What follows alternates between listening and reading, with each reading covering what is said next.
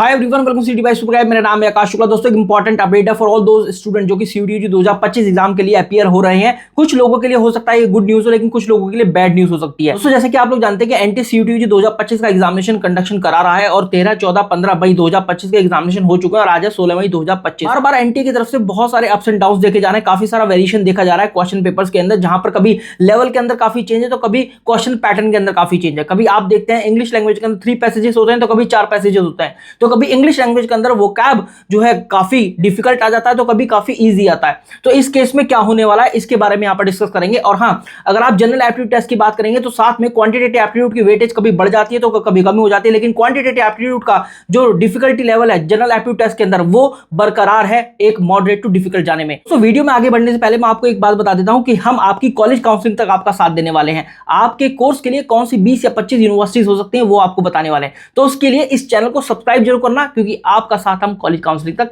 देकर ही रहेंगे। जैसे कि कुछ बच्चे थे जिनका 15 मई 2025 को शिफ्ट 2 के अंदर एग्जामिनेशन था, जहां पर इंग्लिश लैंग्वेज के अंदर 4 पैसेजेस देखे गए और इन पैसेजेस के अलावा वोकैब के जो क्वेश्चन थे काफी डिफिकल्ट बच्चों ने देखे।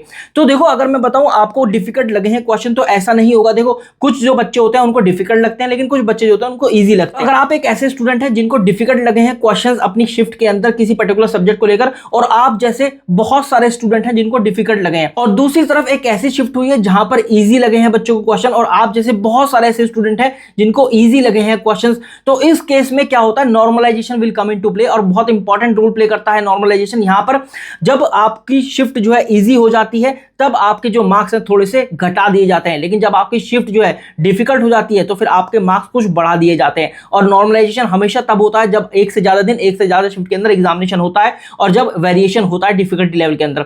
अब कैसे पता करेगा एनटीए की वास्तव में डिफिकल्ट था एग्जामिनेशन या नहीं, तो वहां पर एक फॉर्मूला होता है एनटीए का, आप जाकर देख लेना इसके इन्फॉर्मेशन बुलेटिन के अंदर। मैं आपको मोटा मोटा बता देता हूं, जब बहुत सारे बच्चों के मार्क्स कम आते हैं as compared to other shift, तो फिर यह माना जाता है कि इस शिफ्ट के अंदर डिफिकल्टी लेवल थोड़ा ज्यादा था। तो ये एक मोटा मोटा बात है, लेकिन आप एक अच्छे से फॉर्मूला देख लेना जो कि इन्फॉर्मेशन बुलेटिन में है। तो ये उन बच्चों के लिए गुड न्यूज है जिनको अपनी शिफ्ट डिफिकल्ट लगी है और वास्तव में डिफिकल्ट थी।